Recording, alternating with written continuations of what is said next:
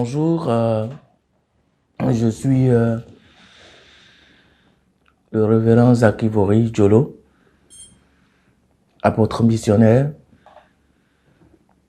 Alors, nous disons merci à Dieu pour cette structure et cette émission à laquelle nous vous invitons. Cette émission appelée Au pied du Maître, comme l'apôtre Paul était assis au pied du maître Gamaliel, et c'est là qu'il a appris la loi de l'Éternel.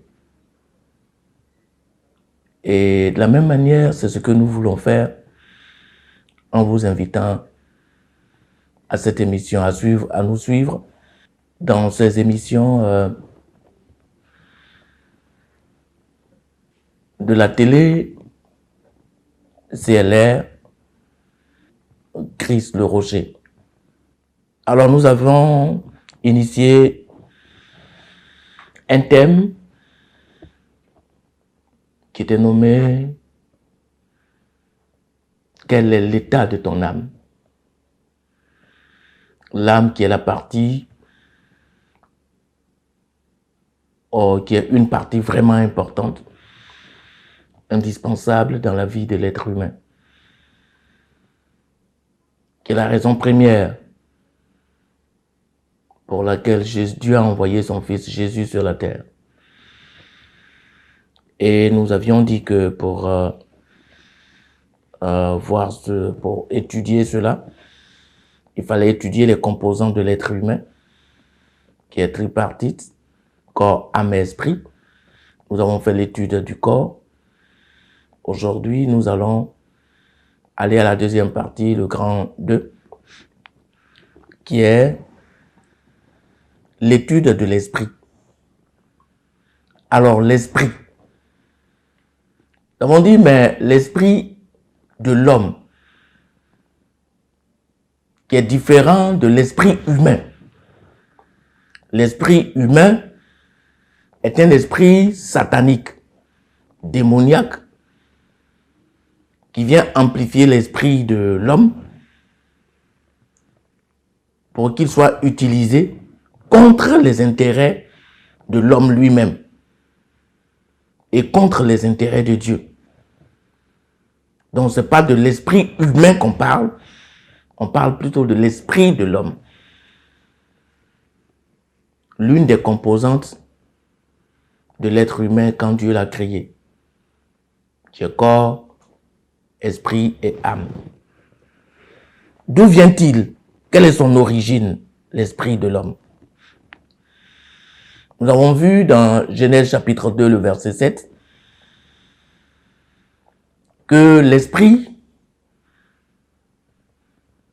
n'était autre que le souffle de vie. Le souffle de vie. La Bible dit dans ce passage-là que Dieu a créé l'homme de la poussière de la terre. Il a soufflé en lui son souffle de vie. Et l'homme est devenu une âme vivante, selon la version anglaise. Donc l'esprit, c'est quoi? L'esprit, c'est un souffle. L'esprit, c'est un souffle. Et celui de l'homme, c'est le souffle de Dieu. C'est pourquoi si tu fais comme ça,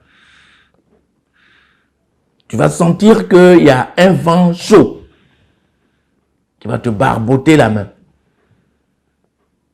Et ça, c'est l'esprit que Dieu a mis en toi. C'est le souffle de vie que Dieu a mis en toi. Que Dieu a mis en nous. Voilà donc son origine. Amen. Quelle est donc sa nature? Il est invisible. Jésus a dit, le vent souffle. On entend son bruit. Mais on ne sait d'où il vient, ni où il va. il est invisible. C'est un vent, c'est un souffle. Mais il reste dans l'homme. Tant que l'homme vit, il reste dans l'homme. Alléluia. Mais il a un rôle. Quel est ce rôle-là? C'est en petit 3, le rôle de l'esprit. L'esprit est le siège de l'intelligence. L'esprit est le siège de la connaissance. L'esprit est le siège de l'adoration. Jean le chapitre 4 à partir du verset 23 jusqu'au verset 24. Quand Jésus avait la conversation avec la femme samaritaine auprès du puits, il disait comme ceci, car l'heure vient, et l'heure même est déjà venue, où les vrais adorateurs adoreront Dieu en esprit et en vérité. Donc l'adoration se trouve dans l'esprit. L'esprit conduit, dirige l'adoration de l'homme. Pour une adoration vraie, l'adoration vraie, c'est l'adoration vers l'éternel Dieu. Mais l'adoration fausse, c'est vers les faux dieux. Les dieux qui sont les morceaux de bois, qui sont les morceaux de pierre, qui sont les ruisseaux, les montagnes, les canaries, les choses faites de main d'homme. Leur adoration est une adoration fausse. Mais l'adoration vers l'éternel Dieu, elle se fait en esprit et en vérité. Donc nous voyons donc que l'esprit est le siège de l'adoration. Dans toujours le même rôle, c'est avec l'esprit que nous rentrons en contact avec le monde extérieur invisible. À la différence du corps avec lequel on rentre en connexion avec le monde extérieur physique. Mais l'esprit, lui, ce qui n'est pas physique, ce qui est abstrait, pour voir dans ce qui entoure l'être humain, c'est dans l'esprit que ça se trouve. C'est pourquoi Élisée pouvait dire de Géasi, « Pourquoi, Géasi, as-tu fait cela? Quand tu partais derrière Naaman pour aller récupérer les offrandes que moi j'ai refusées, mon esprit n'était-il pas avec toi là-bas? »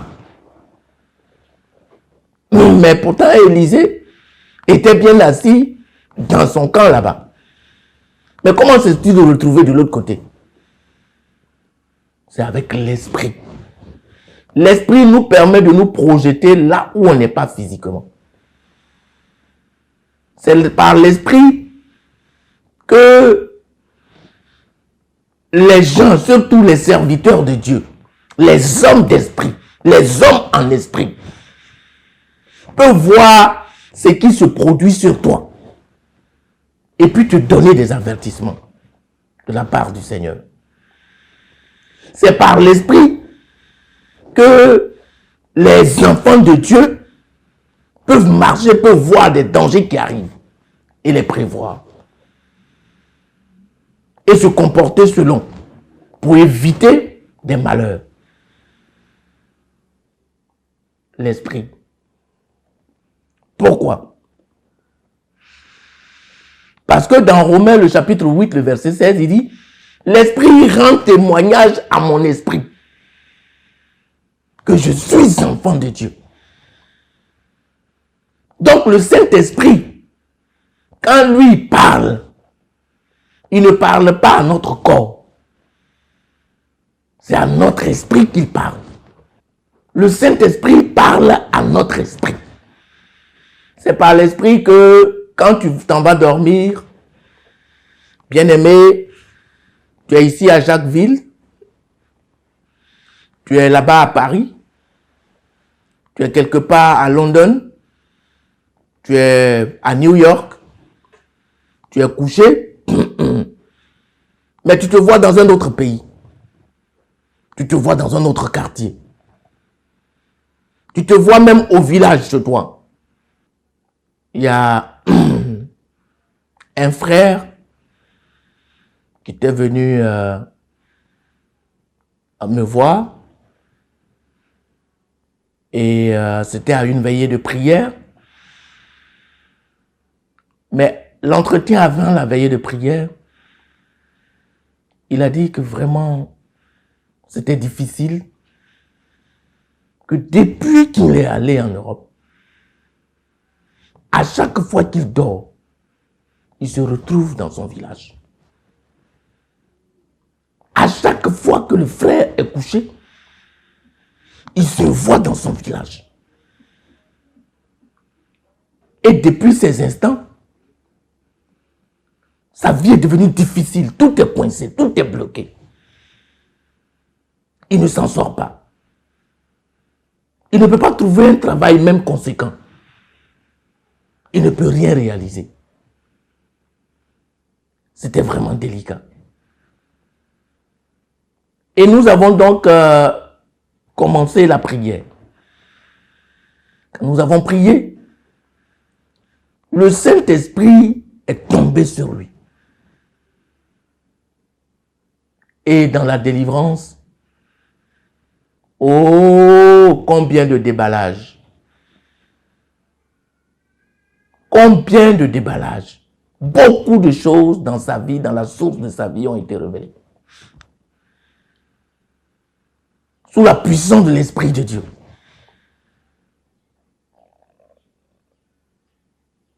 Alléluia. Mais par quel moyen il se retrouvait donc dans son village? Pendant qu'il était en Europe là-bas. C'est par l'Esprit, son esprit. Son esprit rentrait en contact avec le monde extérieur invisible. Et il pouvait voir ce qui se produit, ce qui s'est passé, ce qui se passe, ce qui pourrait se passer. Ça, c'est le rôle de l'esprit. L'esprit est un peu comme le phare de l'homme. C'est par le phare, est comme le récepteur. C'est comme l'émetteur aussi. C'est comme le capteur des ondes spirituelles. Quand tu es là, il y a beaucoup d'ondes dans l'espace. Mais c'est le récepteur qui peut capter ces ondes. En fonction. De la même manière, il y a beaucoup d'esprits dans les environs. Mais c'est seul notre esprit qui peut les capter. Notre corps ne voit pas, ne les sent pas. Mais notre esprit peut rentrer en contact avec eux. Alléluia. Voilà donc le rôle de l'esprit qui est dans le corps humain. Enfin, dans l'être humain. Mais donc, de quoi se nourrit cet esprit-là?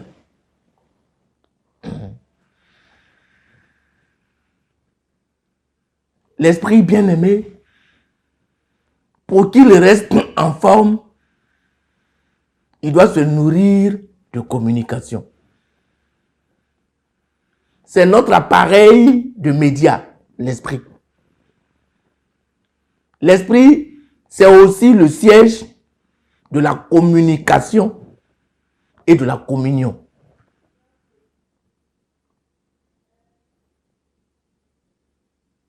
Amen. C'est la partie de la communication et de la communion. C'est par l'esprit que nous sommes capables de communiquer avec l'extérieur. C'est par l'esprit que nous sommes capables de communier avec l'extérieur. C'est le siège donc de la communication. Comme au travers des médias, nous essayons de communiquer avec vous. C'est l'esprit qui joue ce rôle-là. L'esprit, il se nourrit de communication d'avec les autres esprits autour de lui. Quand il n'y a pas cette communication, alors il n'a rien à se mettre sous la dent. L'esprit flétrit. Mais comme nous l'avons dit, il mange donc dans l'esprit pour vivre. Donc pour bien vivre, il doit se nourrir des informations qui viennent du Saint-Esprit de Dieu. Et Jésus disait, lui le Paraclet, quand il viendra, il vous dira toutes choses. Tout ce qui me concerne, il les prendra et il vous informera. Tout ce que je ne vous ai pas encore dit, il viendra, il vous le dira.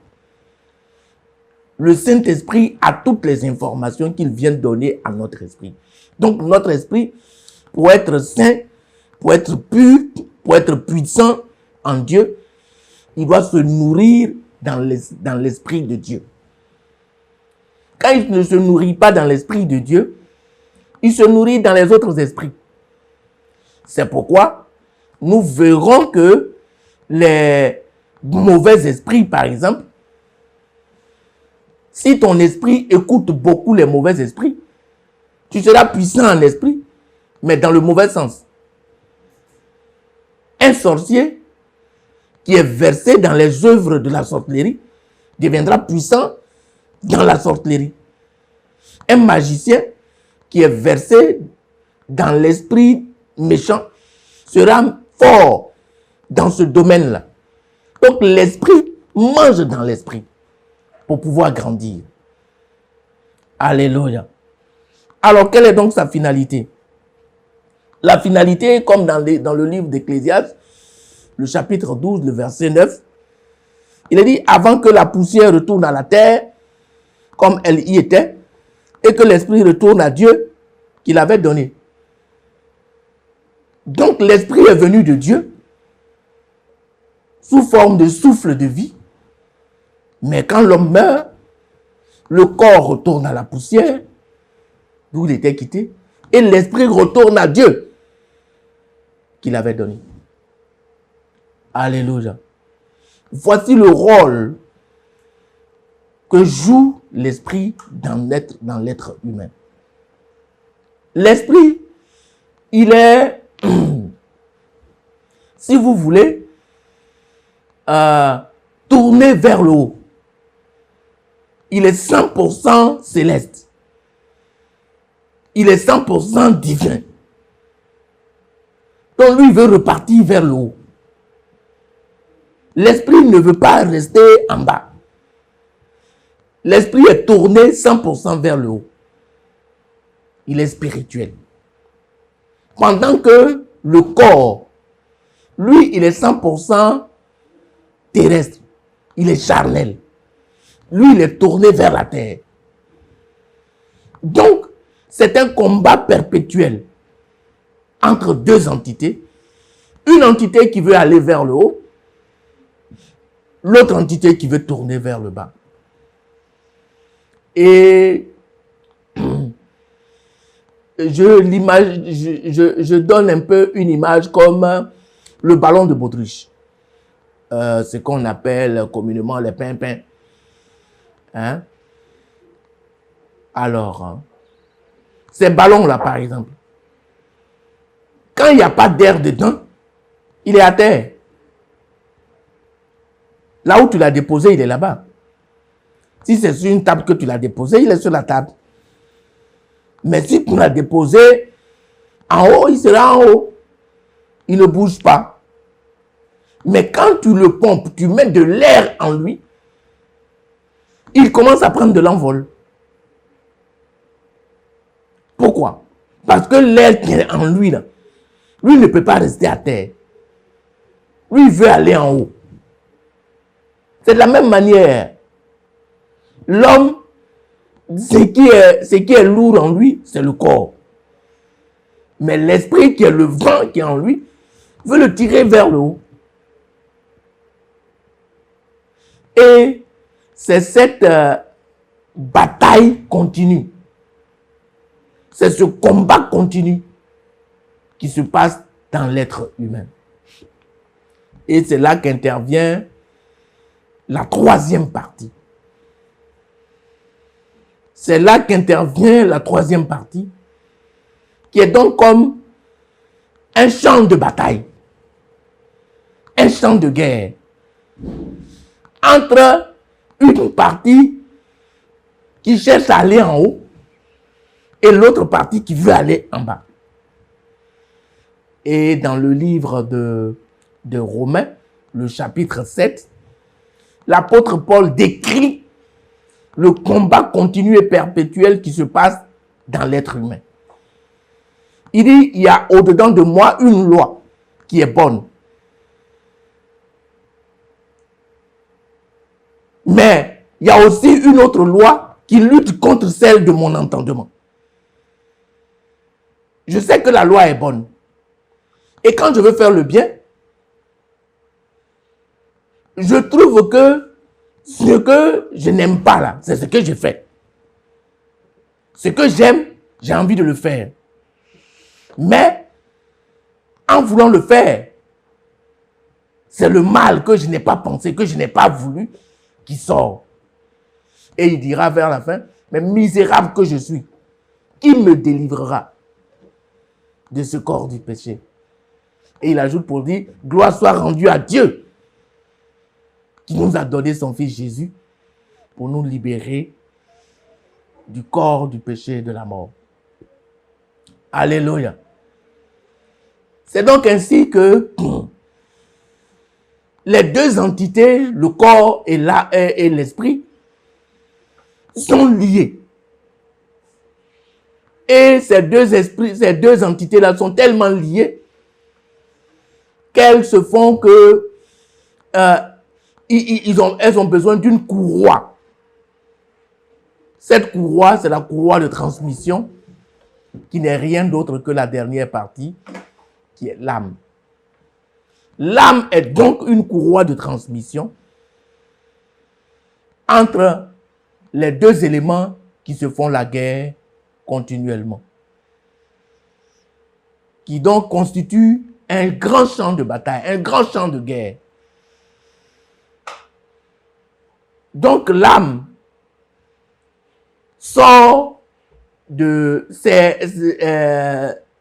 la confrontation de l'être, du corps et de son esprit.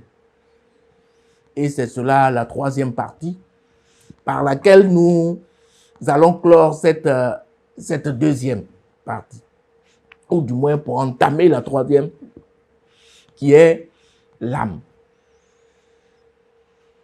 L'esprit donc, pour vivre et pour être en très bonne santé, il a besoin de n'écouter seulement qu'un seul esprit, le Saint-Esprit de Dieu, qui a un seul rôle. Son rôle est de venir dire à notre esprit que nous sommes enfants de Dieu et de venir dire tout ce qu'il a vu et qui concerne Christ là-bas au ciel.